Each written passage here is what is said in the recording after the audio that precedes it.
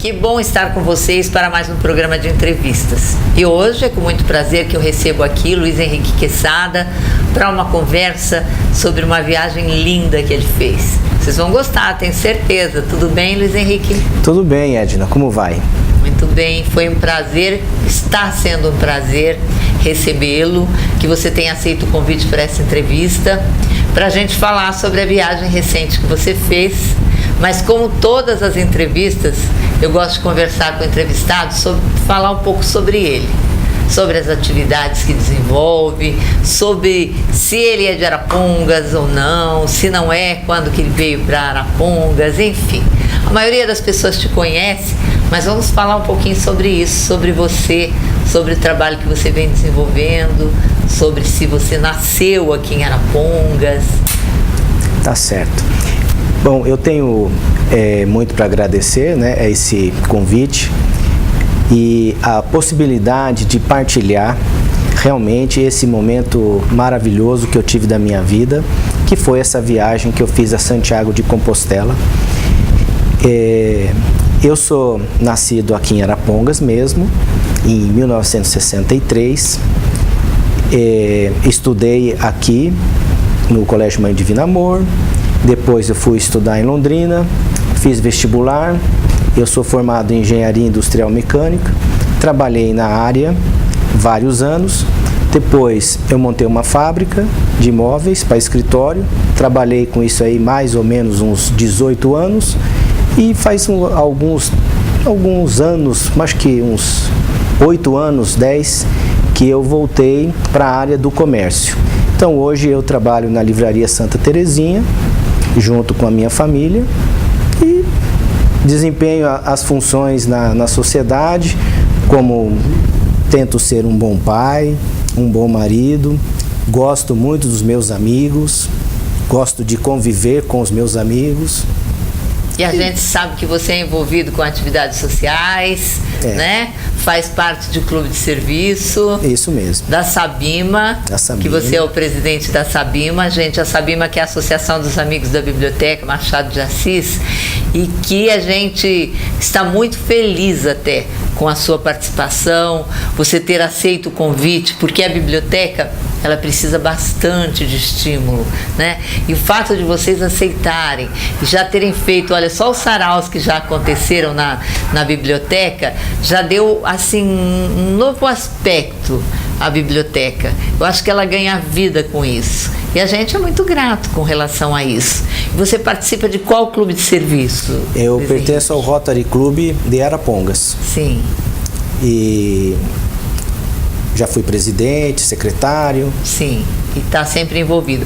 Porque nós sabemos também que as pessoas que se dedicam e que têm intenção de ajudar de alguma forma, elas fazem assim, da forma que você faz, né? Mas espontaneamente. Eu também desempenhei várias funções na Igreja Católica.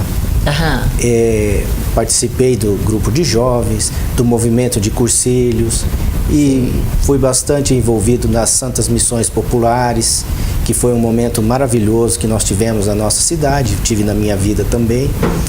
Não sei, eu me julgo uma pessoa envolvida com isso. Normal, eu quero dizer normal, que gosto de estar junto com as pessoas. Sim, mas isso é super importante. É muito legal, a gente sabe disso, né? Você tem uma família tradicional aqui na cidade, muito conhecida. Eu acho que esse ramo da própria livraria mesmo é muito interessante. A abordagem que vocês fazem, né, com relação a sempre estar tendo novidades, vocês estão antenados com as coisas, quer dizer, a Arapongas já tem o que ela precisa em termos de literatura, a gente sabe disso, que é só chegar lá, que vocês sempre vão estar procurando manter os lançamentos, as edições todas aí na livraria. A gente acompanha, né, a trajetória de vocês. Mas nosso assunto de hoje é Santiago de Compostela. Já tive a oportunidade de entrevistar outras pessoas que fizeram essa viagem. Eu acho muito interessante essa questão desse desafio. Então vamos falar um pouquinho para as pessoas, antes de você contar exatamente como que você se decidiu aí, qual que é o percurso que você fez né? De onde que você saiu, a gente vai falar de onde é que fica Santiago de Compostela, para quem porventura não tenha conhecimento. Bom, Santiago de Compostela fica no norte da Espanha e na região da Galícia, e lá na cidade de Santiago de Compostela é onde está o túmulo e os restos mortais do apóstolo Tiago. E a história do caminho de Santiago, ela é uma história muito antiga, que começa depois que Jesus morreu e ressuscitou, os apóstolos saíram em pregação. E Tiago foi para a Península Ibérica pregar. E chegou até o lugar chamado Santiago de Compostela. Existem várias histórias e lendas sobre esse local. O que eles mais acreditam é que nesse local Tiago foi lá, pregou, pois ele voltou para a Judéia e ele foi decapitado, foi morto e decapitado. E era um costume na época, então, que o apóstolo fosse enterrado no lugar onde ele pregou. Então, os seus discípulos o levaram até lá na Galícia, até na Península Ibérica. E lá foi enterrado. O caminho, eles são vários caminhos. Existe o caminho francês, que sai realmente da França, nos Pirineus, que dá 800 e poucos quilômetros, 850 quilômetros. Existe o caminho português, o caminho primitivo e um outro caminho que vem de Bilbao, que também se encontra com o caminho francês. Esse caminho francês, ele é muito interessante, porque ele é comprovado ali que os romanos, no ano 100, ano 200, eles estiveram ali. Então, eles saíram da Itália, né, de Roma, sim, e fizeram esse caminho. Então, as cidades, os povoados, as estradas que tem ali são lugares onde os romanos fizeram suas construções também. Outros dizem que quando o apóstolo Tiago estava pregando lá no local, ele sentiu uma dificuldade muito grande e pediu a intercessão de Nossa Senhora. E ela apareceu em forma de estrela no campo. Então, um campo de estrela. Então, isso que significa Compostela. O campo da estrela seria Campo da Estrela, uma versão. A outra versão, a primeira que eu disse, onde ele foi enterrado, é o Compostela. Sim. Que é o cemitério, onde pessoas eram enterradas, né? Então, sim, por isso que é um composto. E essas duas vertentes existem. E está lá os restos mortais dele, onde foi encontrado pela primeira vez, foi apresentado para o bispo local pesquisou e tal, chegou à conclusão que realmente aqueles restos eram e fizeram uma igreja. Daquela igreja, as pessoas foram peregrinando para lá e depois fizeram outras e outras até chegar no que chegou hoje. E Santiago, ele é o padroeiro da Espanha hoje, né? Me fala uma coisa, e você acredita em qual versão? Tem uma assim da sua preferência, que você prefere acreditar? Bom, eu sou uma pessoa que tive uma formação técnica, mas também sou uma pessoa mística. Pelo que eu senti no local, eu gosto mais de acreditar que lá foi um local onde ele foi realmente enterrado e lá era um cemitério, era um composto. Sim, mas eu digo assim, como você disse, uma das versões era que da aparição de Nossa Senhora para ele em forma de estrela, né? Sim. Uma delas. É. Então você acha que entre ela, essa versão da aparição de Nossa Senhora como estrela, essa é uma versão, e a outra de que os restos mortais foram levados para lá é a segunda versão. Isso. É isso.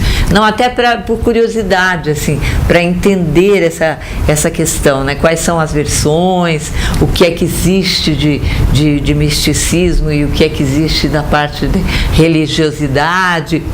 E uma coisa que eu queria saber de você. Quando que você decidiu que você ia fazer esse caminho, Luiz Henrique? Mais ou menos há uns 3 anos atrás. Eu tive na minha família 2 tios meus que morreram muito cedo, com 52 anos de idade. Uhum. Eu fiquei muito impressionado com isso.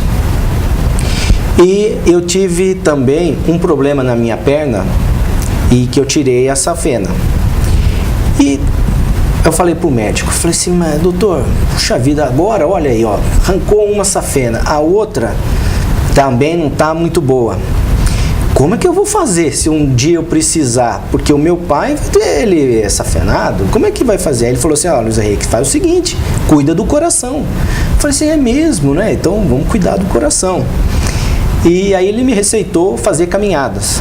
E eu comecei a fazer caminhadas. E eu já fazia atividades físicas regulares. Mas o caminhar, eu percebi que foi muito gostoso. Eu fui descobrindo o caminhar. Uhum. E depois pesquisando, eu vi lá no caminho de Santiago, um convento chamado de Santo Antão. E esse convento teve como um eremita lá que curava pessoas que tinham esse mesmo problema que eu tinha na minha perna. Então, quando eu vi aquilo, eu falei assim, puxa vida. É lá que eu tenho que ir. Caminhar. Ela tinha esse convento, tinha isso. Eu falei, é lá que eu tenho que ir. Mas nós vamos parar exatamente aqui, porque a gente está chegando no final do primeiro bloco. E eu quero que vocês aí de casa fiquem esperando a continuação desse assunto que o Luiz Henrique está colocando para a gente, né? Quando eu fiz essa pergunta para ele, o que o levou, quando é que ele se decidiu a fazer esse caminho? E aí ele está fazendo essa colocação para nós. E vamos continuar já no segundo bloco com essa conversa tão interessante com o Luiz Henrique Quesada. Aguarde um momentinho que a gente já volta.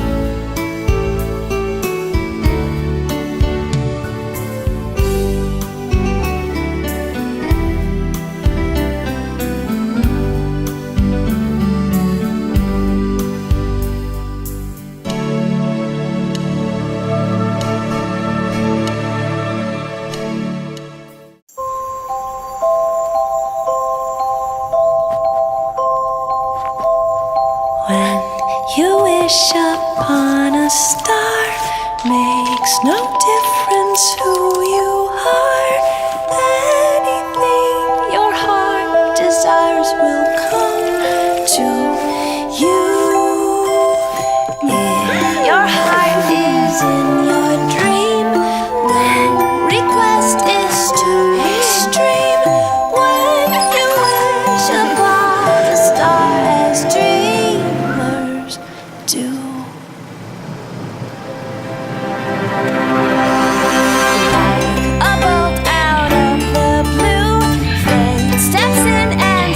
Nesse Natal, todo forte, sonha em ganhar você de presente. Toda linha com taxa zero. Feliz Natal!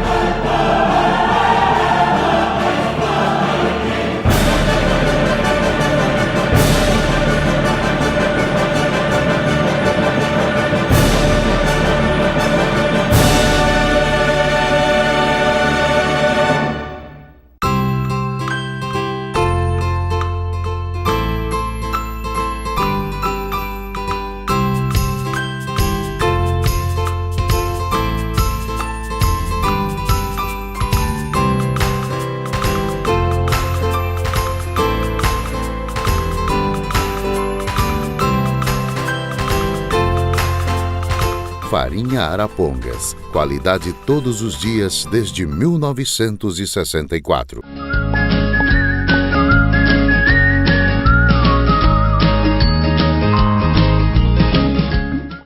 Estou conversando hoje com Luiz Henrique Quesada. Nós estamos falando sobre a viagem que ele fez ao caminho de Santiago de Compostela. E esse é um caminho que eu tenho uma vontade imensa de fazer, de qualquer dia fazer, de percorrer. Eu adoro conversar sobre esse assunto, de saber como foi essa experiência, né? E eu estava perguntando, terminei o primeiro bloco conversando com o Luiz Henrique, se você chegou aí agora, perguntando para ele o que fez com que ele decidisse, quando que ele se decidiu a fazer esse caminho. Então ele estava me dizendo que há uns 3 anos atrás. E que, por coincidência, como ele teve um problema com relação à safena, ele também soube, né, de um determinado local, de Santo Antão, é um convento? Isso. Né?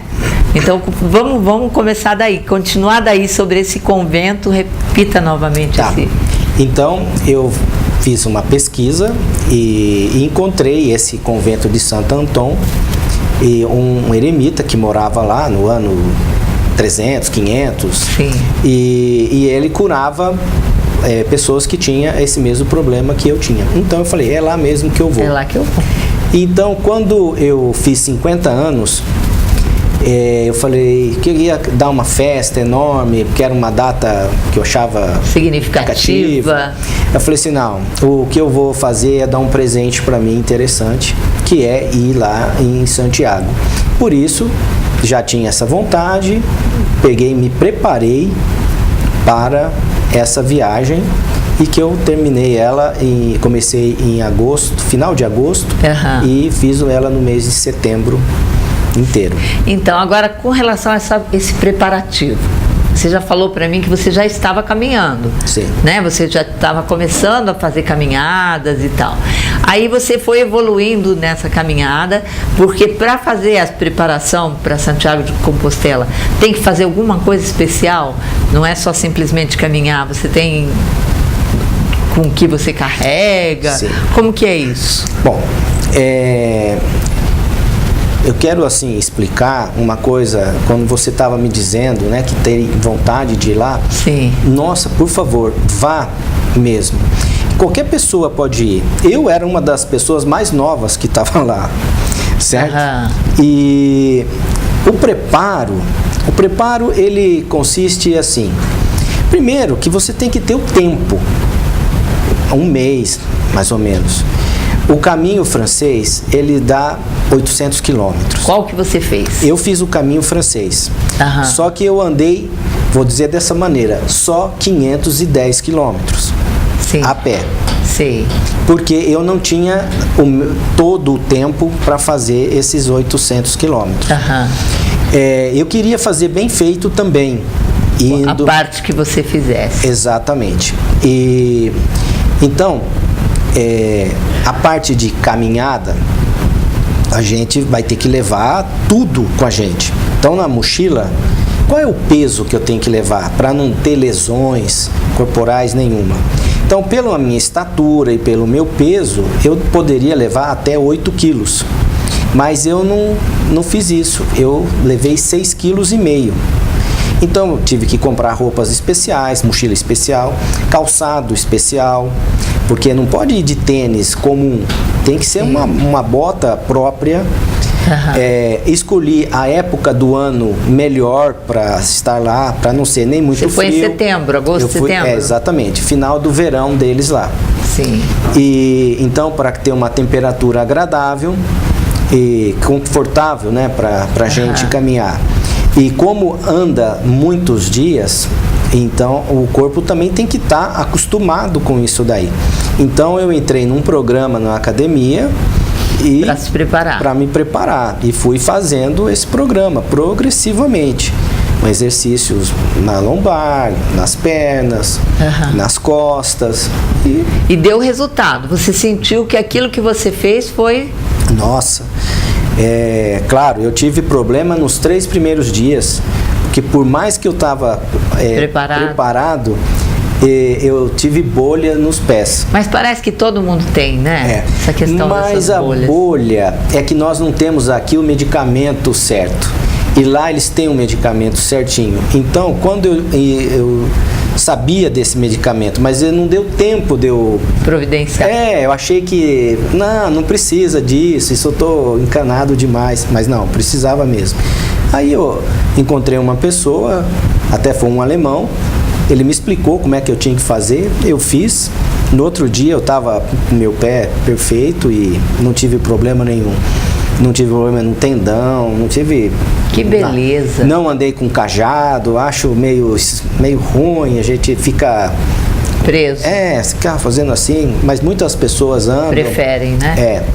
E o difícil não é subir, o difícil é descer. Né? Eu tive uma experiência muito interessante, Edna, porque o caminho, a gente vai encontrando tudo o que a gente precisa. E eu já saí da minha casa, quando eu me decidi a ir, então eu já comecei o caminho. E tal, fui no meu preparo e fui encontrando ao longo do tempo tudo o que eu precisava saber. E eu estava num lugar, uma subida muito íngreme, 12%, mais de 1 quilômetro. É uma coisa muito difícil mesmo, um horário difícil, 1 e pouco da tarde, então muito calor. Acabei ficando sem bateria no meu celular, acabei ficando sem água, sem nada. E nessa subida íngreme, quando eu cheguei no topo da montanha, apareceu uma pessoa e conversei com ele.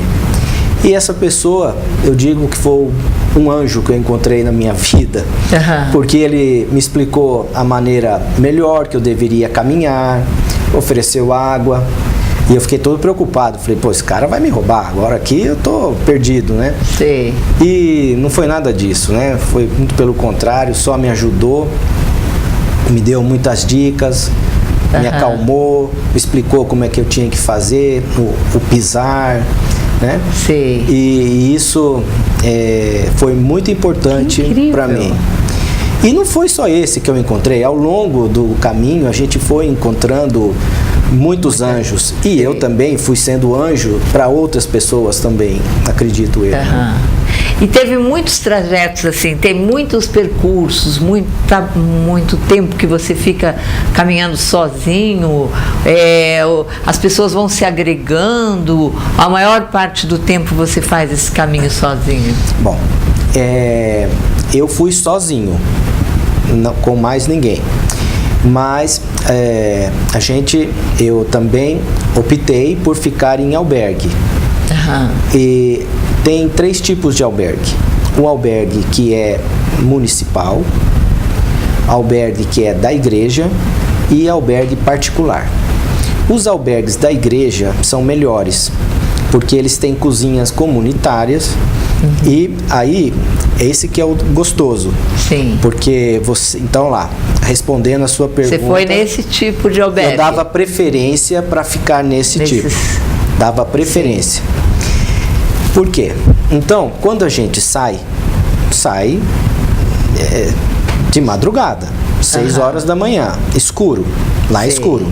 Amanhecia, o sol clareava 8h30, 8:45. E sai um grupo ao mesmo tempo daquele lugar, ou vocês chegam de trem, de ônibus ou do que, desce e vai? Como é que é isso? Não, tudo a pé, não tem essa. Não, eu digo, a hora que você chega naquele ponto que você vai começar a caminhar. Você chega numa cidade. Vamos fazer o seguinte, vamos sair de um lugar, para depois entender a chegada. Sim. Cada um sai num horário, cada um sai no momento que quer. Às vezes sai com uma pessoa e vai conversando um trajeto, um espaço de um tanto de lugar. Mas as pessoas gostam de caminhar sozinho, elas mesmas. Sim. Porque você vai meditando, você vai pensando em muitas coisas da sua vida. E você tem muita coisa para resolver da sua vida. E resolve mesmo? Ajuda bastante. É. Porque o caminhar, ele ajuda você a pensar, a meditar e você, coisas que eram muito difíceis antes, de repente você começa a encontrar uma solução para aquele problema. Mesmo porque são vários dias. Quantos dias você caminhou? Bom, de caminhada mesmo foram 21 dias, mas eu fiquei lá em torno de 30 dias. Então a gente sai, anda um tempo com algumas pessoas, fica sozinho, aí você para, toma água, come alguma coisa, toma um lanche, aí encontra pessoas, depois sai de novo. E essas pessoas que você vai encontrando, você vai criando, eu não consigo entender por quê, mas é assim que acontece. Você cria um vínculo com elas, que quando você chega no destino que você programou a chegar, então você chega, vai fazer o check-in, entrar lá no local e vai dar uma descansada, porque depois de 26 quilômetros caminhando, você está um pouco cansado. Sim, com certeza. Dá uma descansadinha de meia hora, toma uma ducha gostosa, aí você encontra esses companheiros. Então, onde você vai conversar, partilhar e conversando sobre a vida, sobre o caminho, enfim, sobre muitas coisas. E os albergues da igreja, eles proporcionam algo a mais, que é você partilhar até o alimento. Então, todos se reúnem e vamos cozinhar. Todos que estão lá, naquele momento ali. Que lindo isso. E isso é muito gostoso. Você conversa com outros que também estão procurando, buscando algo, resolvendo alguma coisa da sua vida, e você vai interagindo. Trocando experiências. E isso é maravilhoso. E são amigos que você faz mesmo. Me diz uma coisa, você está aí com este passaporte, né? Como que funciona isso? Cada albergue que você chega, ele é credenciado para pôr um carimbo aí? Como é que é isso? Qual a finalidade deste passaporte? Então, isso daqui é o seguinte: para você se hospedar nos albergues, você precisa comprovar que você é um peregrino. E como que você comprova? E você comprova, então, você tendo essa credencial. Então, antes de eu ir, eu fiz essa credencial dizendo que eu ia fazer o caminho de Santiago. E cada albergue que eu ficava, ou cada local que eu passava, então eu estampava um selo, carimbava. Sim. Então aqui tem vários carimbos. Né? E você esses carimbos, Edna, o seguinte: no final, quando a gente chega em Santiago de Compostela, a gente vai até o túmulo do apóstolo, dá um abraço, tem um lugar lá para isso, você dá um abraço. Dá esse abraço. Abraço no apóstolo, né? E que a ossada dele fica embaixo. Sim. E você depois pega a Compostela, que é um certificado de que você caminhou. Fez esse caminho. 200 quilômetros, porque você tem que andar 200 quilômetros comprovado. Então, Sim. eles pegam o passaporte da gente, essa credencial, Sim. e vai conferindo. Conferiu, aí eles dão o certificado que você fez Fez o caminho. né? Isso é quem não tem um passaporte desse, essa credencial, não fica nos albergues e não tem essa... Sim. Não é um peregrino. Não é um peregrino. Então, gente, olha aqui, ó. Então, essa credencial, a gente já está encerrando o segundo bloco, essas entrevistas, assim, quando a gente fala de um assunto tão interessante, parece que passa tão rápido, né? Que a gente, quando vê, já estamos terminando, né, o bloco. Mas essa é a credencial que o Luiz Henrique está falando, né? Então é muito interessante isso. Tinha visto isso com a doutora Tatiana quando a gente fez a entrevista, né? Essa credencial que vai carimbando em cada albergue que chega até no final, como o Luiz Henrique falou. Mas a gente já volta, né, para o terceiro bloco, para a gente concluir essa entrevista e para saber do Luiz Henrique como que foi para ele essa experiência, essa vivência, se é válido, né, mesmo, e como é que a gente faz se a gente resolver ir, assim, se é bom ir em grupo, se é bom ir sozinho. É aquilo que ele falou, que eu já fiquei até feliz, se ele considerava que aos 50 anos era uma das pessoas mais jovens do caminho, é uma boa dica pra gente, né? Que maravilha. Mas aguarde um pouquinho que a gente já volta.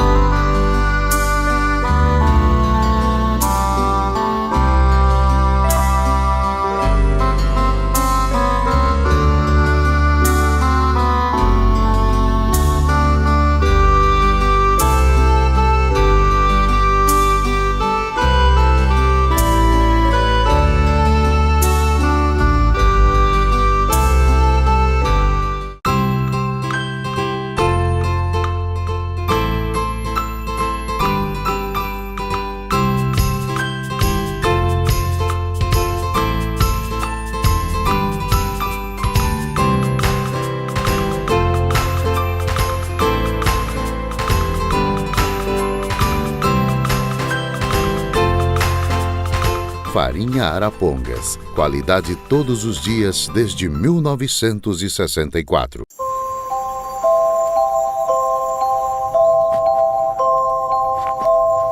When you wish upon a star, makes no difference who you are. Anything your heart desires will come to you.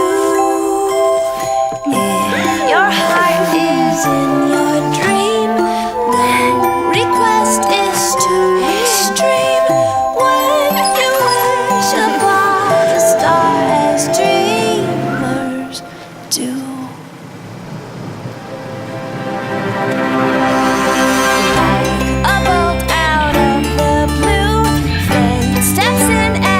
Neste Natal, todo forte, sonha em ganhar você de presente. Toda linha com taxa zero. Feliz Natal!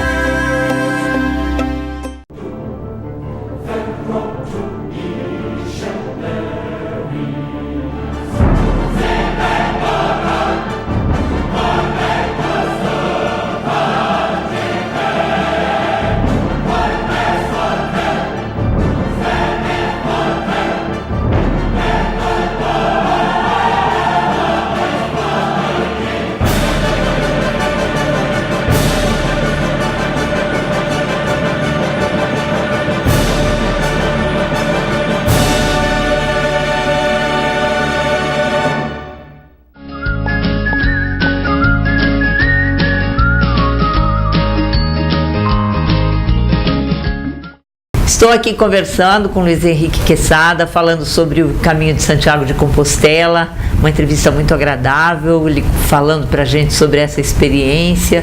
A gente estava falando aqui no intervalo sobre este símbolo, né? Esse símbolo e os símbolos que você encontra pelo caminho. Vamos falar um pouco sobre ele, o pessoal de casa conhecer um pouco mais. Tá bom. A maneira como eu me programei também foi assim. Aqui eu peguei todas as cidades onde ia passar e vi tudo o que tinha em cada cidade, em povoado, o que tinha de coisa histórica para ver. Sim. Porque o costume do Caminho de Santiago é o seguinte: a pessoa, né, no começo, eles iam até Santiago, que fica perto do mar, e lá no mar pegavam uma concha, que é chamado de vieira, pegava essa concha e levavam até a sua casa para comprovar, falar para que estiveram lá. Olha aqui, ó, eu estive lá, tá aqui a concha. Então, essa concha, que é chamada vieira, se tornou o símbolo. É o símbolo. Então, todo peregrino chega e já arruma uma vieira e coloca nele, na sua mochila. O cajado. E sim, já fica com isso daí. Também, a gente, à noite, pegava o mapa, olhava, fazia o planejamento de como que você ia no outro dia proceder, que hora que você ia sair, onde você ia parar para comer, quais os locais, tomar água, como é que você ia fazer. Fazia uma média de 20 e poucos quilômetros por dia. Exatamente, 25, 26 quilômetros por dia. Só teve um dia que eu fiz 30 quilômetros, porque eu quis ganhar um dia, para ficar um dia a mais em Santiago, e consegui fazer, mas é muito pesado, difícil. Muito difícil. Mas enfim, e aí no caminho assim, existem totens que demonstram onde é a direção.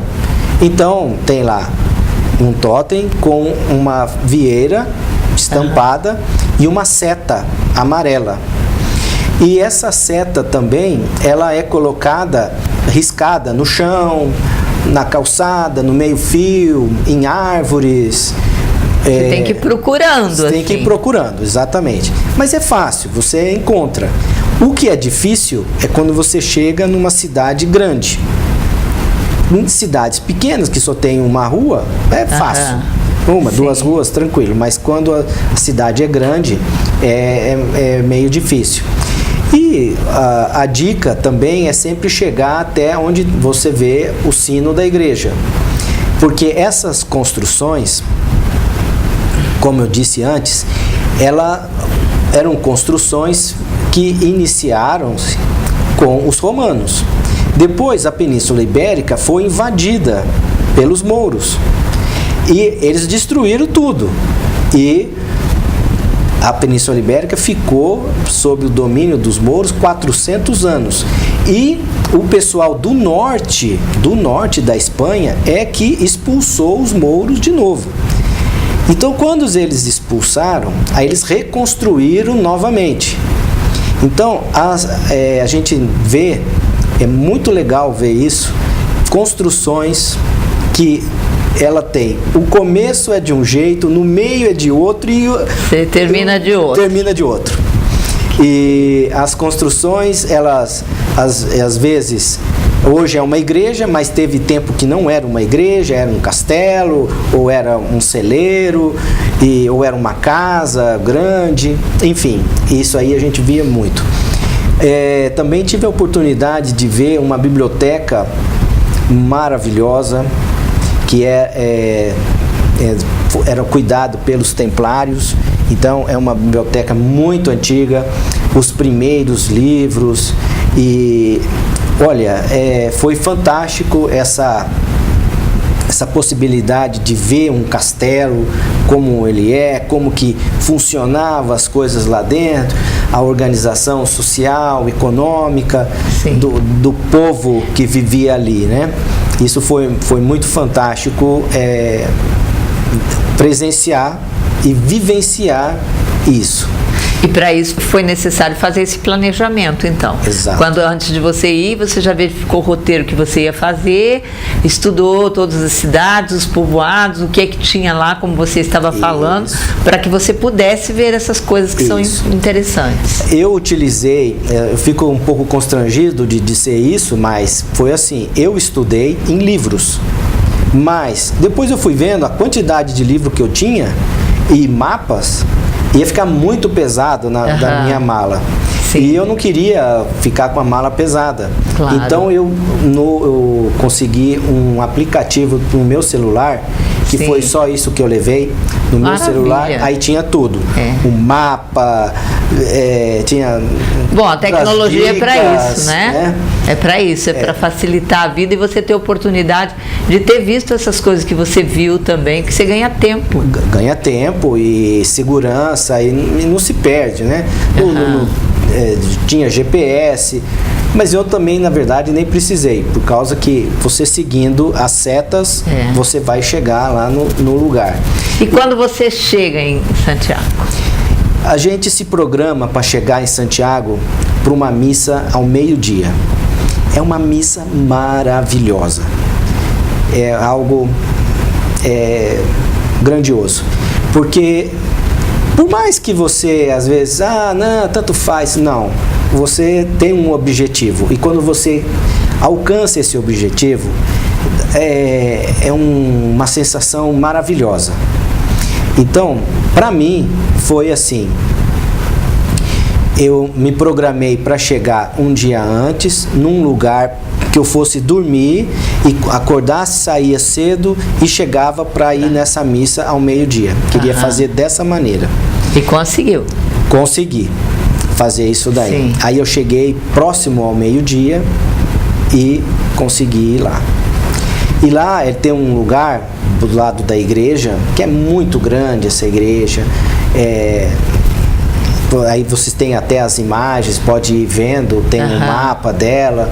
Sim. E tem um lugar que você não pode entrar lá de mochila. Você tem que deixar as mochilas fora. Então tem um lugar de acolhimento aos peregrinos. Porque as pessoas podem fazer esse caminho a pé, como eu fiz, de bicicleta ou a cavalo. Eu não vi ninguém a cavalo lá, mas de bicicleta tem bastante gente e a pé, que é a maioria. Tem pessoas também que só faz o final da caminhada. Eles não fazem a caminhada inteira. Sim. O mínimo são 200 quilômetros, você estava falando, né? Isso. Aí tem pessoa que também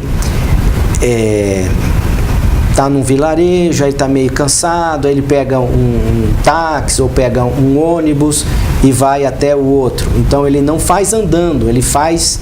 Sim. Né? Isso aí não é muito legal também. Né? O gostoso é você despender o tempo, concluir como tem que ser feito. Não pula etapas, faça como tem que ser feito. Porque quando você chega, a sensação é maravilhosa, é indescritível. Eu não consigo descrever o que eu senti. Sim. Só que eu sei o que eu senti. Foi uma coisa que eu nunca tinha sentido na minha vida. Que maravilha. Maravilhoso. Lá eu fiquei 3 dias em Santiago, me hospedei num seminário menor, que também é maravilhoso, é uma construção medieval, coisa maravilhosa. E tive a oportunidade de conhecer quase tudo lá de Santiago. Depois eu fui num lugar chamado Finisterra. É no mar mesmo, que diz a lenda também, que o apóstolo chegou de barco na tumba e dali foi aparecer lá em Santiago, que dá 100 quilômetros mais ou menos de distância. E as pessoas têm o costume de ir lá em Finisterra, pega a roupa que caminhou, tem um lugar lá, joga, queima, né, para sair lavado, né, limpo.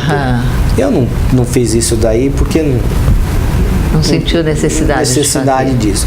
As pessoas também pelo caminho vão pegando pedrinhas e vão colocando em cima, quando cumpre uma etapa, coloca em cima de um totem que tem, né?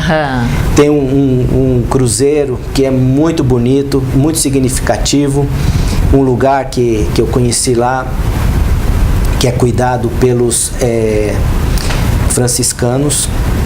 É um lugar lindo, lindo, no alto da montanha, muito difícil para chegar lá. É o dia inteiro subindo o morro, e quando você chega lá é maravilhoso. Em Santiago? Não. No caminho? No caminho. É a primeira cidade da Galícia que a gente chega. E nesse local é um lugar onde São Francisco de Assis também esteve lá. Ele fez a peregrinação e ele ficou ali e fundou essa igreja, esse local, e as pessoas de lá zelam pelo local. Dizem que lá, eu vi, tenho a foto disso, lá está o Santo Grau, e lá está a hóstia e o vinho transformado em sangue e a hóstia transformada em carne. Tá lá. Quem acredita, acredita. A Igreja Católica tem vários lugares assim, na Itália. Sim. Existe vários lugares que dessa maneira. Com relação ao Santo Grau, o Santo Grau é um cálice. Dizem que está também na Inglaterra, que está na... existem muitas versões. Muitas versões. Mas, qual é a história do Santo Grau? Que quem beber daquele cálice vai ter a vida eterna. Mas, quem vai numa missa e comunga a hóstia e o vinho naquele cálice, não vai ter a vida eterna também? Sem dúvida. Sim, então aquele é o santo. Aqui também nós temos o Santo Grau, né? Então é uma questão assim de o que você acredita ou o que não acredita. Sei. Bom, é muito, muito legal a gente ouvir tudo isso, e nós já estamos terminando o terceiro bloco. E agora, para concluir, eu queria que você dissesse até para o pessoal de casa que está nos assistindo, assim, valeu realmente a pena? Era aquilo tudo que você esperava? Correspondeu às suas expectativas essa viagem, esse caminho? Todo o planejamento que eu fiz foi cumprido e foi suplantado o que eu esperava. Eu acho que foi um tempo da minha vida maravilhoso. A minha caminhada não acabou, eu estou em caminhada, mas o tempo que eu passei em meditação e visitei esse santuário lá de Santiago de Compostela, transformou muita coisa na minha vida. Vale a pena mesmo, porque a gente se transforma, e a gente conhece coisas da gente que a gente jamais imaginaria que a gente era daquele jeito, ou pensaria daquela maneira, faria daquela forma. A gente faz um encontro com a gente mesmo. Exatamente, nesse caminho, então. Exatamente. Faz um balanço, uma coisa profunda que... Sim, e não tem ninguém falando nada para você, é você com você mesmo, né? E eu acho que é isso que é o bacana, porque você vai encontrar dentro de você forças que você nem imagina que você tinha. Que maravilha, que coisa boa. Gente, olha que coisa linda, né? Que coisa boa de conversa que nós tivemos aqui com o Luiz Henrique, falando sobre essa viagem, sobre essa experiência, sobre essa vivência que é fazer o caminho de Santiago de Compostela.